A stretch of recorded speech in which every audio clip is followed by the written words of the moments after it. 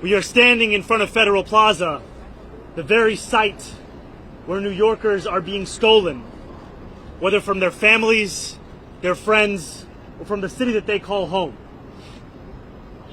It is at this very site that we understand the cost of this news, that former Governor Cuomo has been conspiring with President Trump about the fate of this city, about the future of this city, about the facts of this race. It is knowledge that is a betrayal of everything that we stand for as New Yorkers.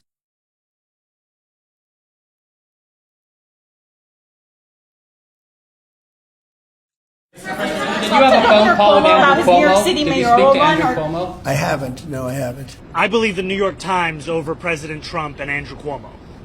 And we've seen as of this morning that they stand by their reporting. I've appreciated the conversations that I've had, fruitful and productive ones, with Leader Jeffries, with Senator Schumer, with Governor Hochul.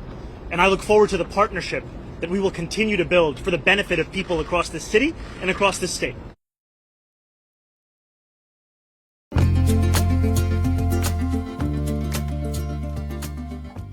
My first question to you is why do you do this to yourself? Because I love this city, and this city is at a precarious point.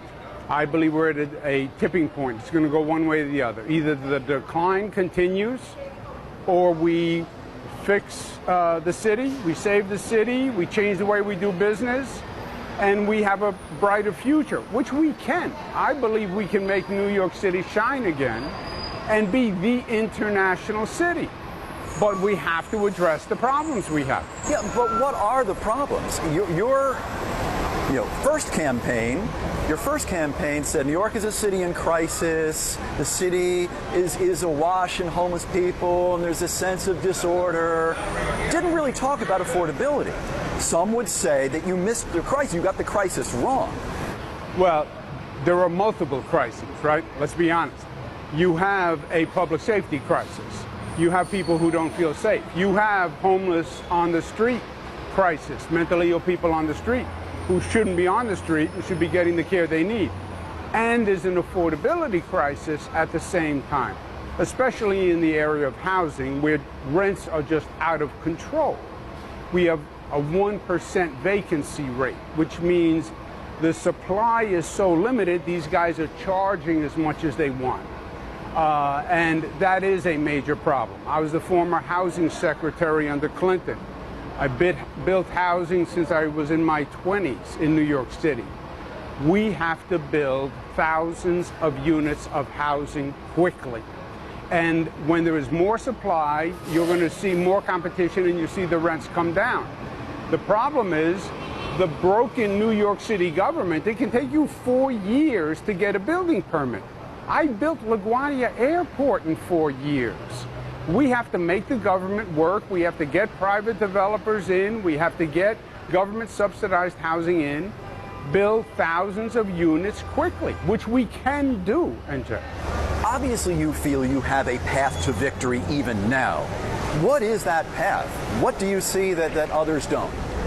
Well, if you have in a multi-candidate field, then it is a very difficult race. But I believe New Yorkers are going to want an alternative to a socialist government. The Assemblyman is offering a socialist government, right? And we've had this discussion, fight, if you will, for years. The socialists wanted to stop the Amazon project, for example, that I brought to New York. It was going to be a national headquarters, 25,000 jobs. But they're anti-business, anti-corporation, and they actually stopped the Amazon project that I had all lined up. I remember, AOC was against. Right. They are defund the police. I fought that, and I actually added more police on the state side to compensate for that loss. I don't believe New Yorkers believe in a socialist form of government or that it will work. I believe they'll want an alternative. And I believe I offer that alternative. So constantly looking constipated Cuomo tweeted this out. Somewhere last night in New York City, a single mother and her children slept at a homeless shelter because U.S. Assemblyman Mamdani are occupying her rent-controlled apartment. You grew up rich and married an even wealthier woman. You've had weddings on 3 continents. You own property in Uganda. You make $142,000 a year plus stipends, and your wife works too, meaning you together likely make well over $200,000. No matter which way you cut it, Zohran Mamdani is a rich person. You're actually very rich. Yet you and your wife pay $2,300 a month as you have bragged for a nice apartment in Astoria. That should be housing for someone who needs it. Okay, first of all, Andrew Cuomo's net worth is $10 million, according to June 2025 Forbes analysis. The figure includes a substantial blind trust valued at $7.45 million, more than $4 million in stock options from Nano Nuclear, income from a $5.2 million book deal, and earnings from consulting work. The consulting work literally means he sat on a board and got paid millions of dollars for it. Okay. Secondly, boomers need to shut the fuck up and fucking die because they are a waste of human space and are using oxygen that actually young people really need. For a fucking boomer to think that $200,000 in New York City in 2025 makes you very rich is the reason boomers need to fucking die and are a waste of human fucking space and are absolute fucking garbage. Second of all, Andrew Cuomo meant rent stabilized, not rent controlled. Rent stabilized apartments are under a regulatory scheme that says that their apartment rent can only go up a certain percentage every year. If you sign a 2-year lease, it means it goes up a certain percentage every 2 years. There's only 24,000 rent-controlled apartments in New York City. And guess what? No one gives those up because the rent on those is like $100 in 2025. There's almost 1 million rent-stabilized apartments in New York City. So Andrew Cuomo does not understand the difference between rent-controlled and rent-stabilized, which, by the way, the reason that rent-controlled apartments are no longer as abundant is because of him, his father, putting in just judges who passed laws that made it easy to get rid of rent-controlled apartments. That's why rent-controlled apartments are not a thing anymore. And the hubris of this crusted raisin to call Mamdani rich is laughable. And for boomers to think that making $200,000 in 2025, which would have benefited them greatly, makes you rich is also laughable. And also, $2,500 a month for an apartment costs you $30,000 a year. $30,000 not to own the place, to rent the place. $30,000. And $200,000, that's before taxes. After taxes is probably like $110,000. So already, out of the $110,000 you're left with, $30,000 goes to just fucking rent. Rent. Yeah. Well, then what happened in the primary? You lost by double digits. Yeah, in the primary, in that field, yes, you had an explosion of young people who came out. I did not talk to them, if you will. I did not connect with them the same way. They didn't hear my vision, my solutions, and that turned the election. General electorate, different game, NJ. More people vote, more Democrats, more independents, more Republicans, and it's a totally different game. So you say it's a different game. Adams says you called him and told him to drop out. Is that right? No. What I have said repeatedly is in a multi-candidate field, it's very hard to beat the assemblyman. What we should do is have the strongest candidate, whether it's me or Eric Adams, and that is the person who should run, and the person who's not the strongest candidate should defer.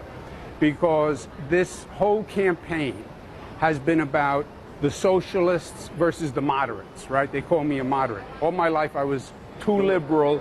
Now all of a sudden I'm a moderate by the socialist standard, right? So it starts with 6 socialists against me and Eric Adams as the evil moderates. And the 6 socialists worked together. They basically pooled their money. They pooled their effort.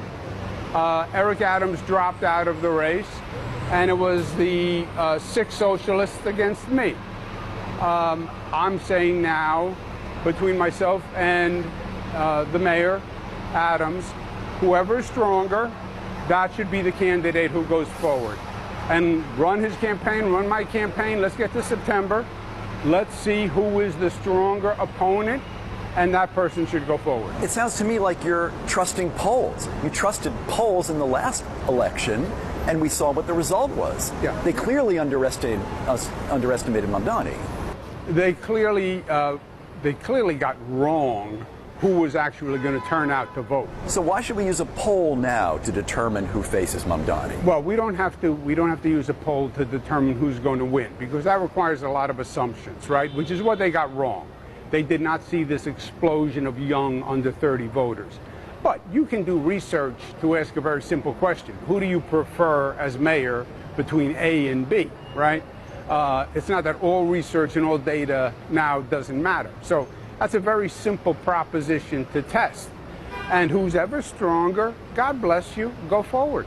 And if it's not me, then it's not me. But nobody should be a spoiler because the stakes are too high. I believe if the assemblyman is elected mayor, that socialist form of government comes in.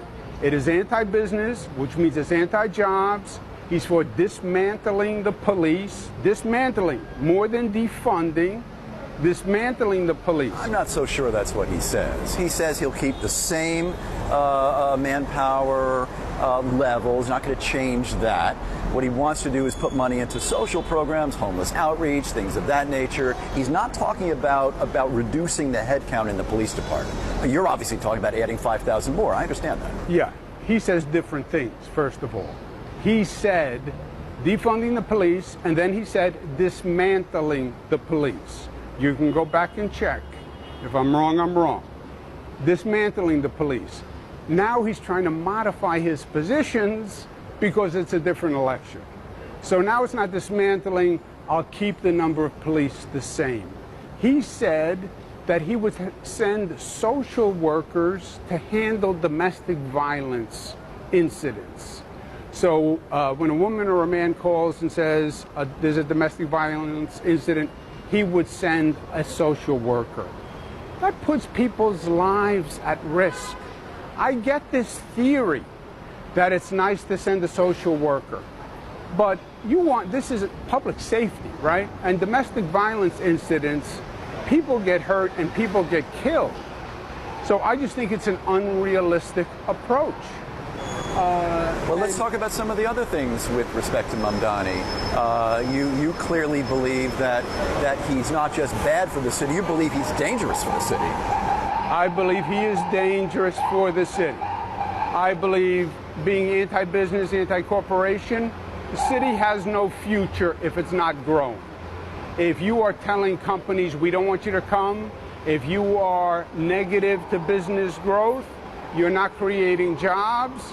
I used to say as HUD secretary, if the city isn't growing, it's dying. I think if you don't understand or you underestimate the threat of public safety, people can get hurt and die. Yeah, I believe he's dangerous. I believe he's dangerously divisive. His positions on the Middle East, he has been openly hostile to the Jewish community. He has been offensive repeatedly. He has praised Hamas, who are terrorists. I believe that divisiveness is dangerous. This is a city where we have people from all over. You start dividing New Yorkers, you generate that hostility. Yes, it's dangerous. Okay.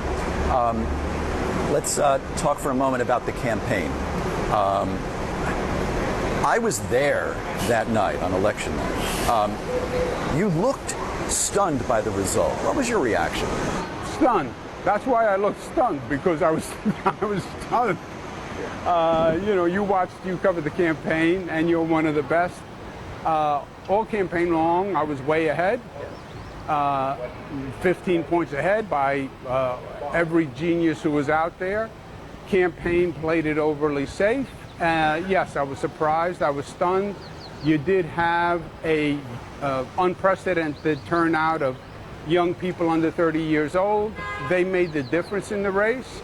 And yes, I had not been communicating with them effectively enough.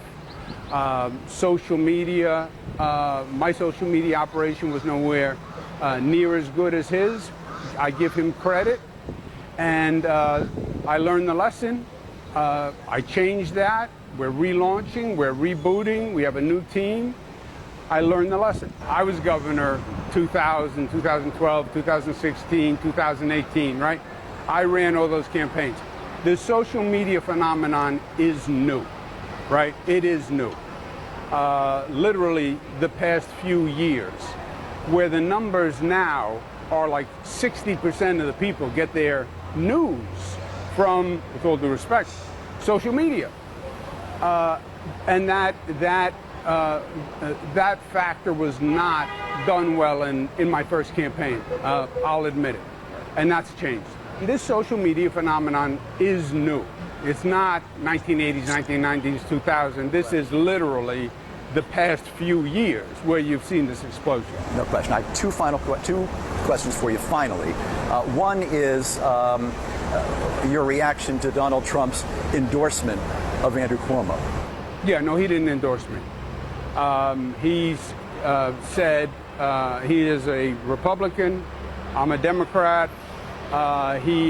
President has said very good things about Eric Adams. President essentially pardoned Eric Adams with that unprecedented drop of charges. So that's the president's position. The president is against what he calls the commie, the assemblyman. The assemblyman is a socialist, I believe, not a communist, but the president calls him a communist. And the president opposes the communist, and I think was saying that he believes I have the best chance of actually beating him, which is what a lot of the political people think. I think there was his analysis of the race. Do you want his endorsement? No. He is, we have a long history together, the president and myself. We have a lot of back and forth. I fight for New York. I fight for New York against Washington. I fought for New York against President Trump. I fought for New York during COVID every day against Washington and what they were doing. New York was on its own, and I was fighting for New York, and I'll always fight for New York. Understood. And final question for you.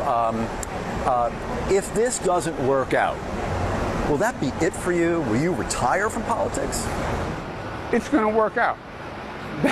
So don't worry about it. Somehow I knew you were going to say that. All right, so that's my answer, right? You're not going to tell me whether you're going to retire after this or not? It has to work out.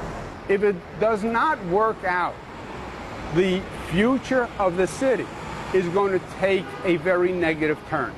I believe that with my heart and soul. I know government. I know New York City. I was on the federal level, the state level, the city level. Housing and urban development. I work with cities all across the country. We're losing people. We're anti-business. People feel unsafe. You have to fix these problems. I also believe you have the opportunity to be the greatest city on the globe once again, because urban areas all across this country are struggling. Look at LA, look at Chicago. Wait till the Medicaid cuts hit. Yes, but I think we have an opportunity in this window to actually reclaim our international status. I mean, London is suffering, Paris is suffering, and it is all doable. We're not talking about reinventing the basic formula here. Hire more cops and make the city safe. We've done it before. Get the homeless off the streets and get them the care they need. Build housing. It's not rocket science. I built LaGuardia. I built Moynihan. I built the 2nd Avenue subway. Housing is a very simple task. We can build thousands of units. We can do these things. And if we do, it'll be a totally different city. And a city that will be better than ever before. And then when we turn it over to our children, we can say, God bless you. This is a city better than we inherited. We're not going to turn them over a city that is worse than what our parents turned over to us.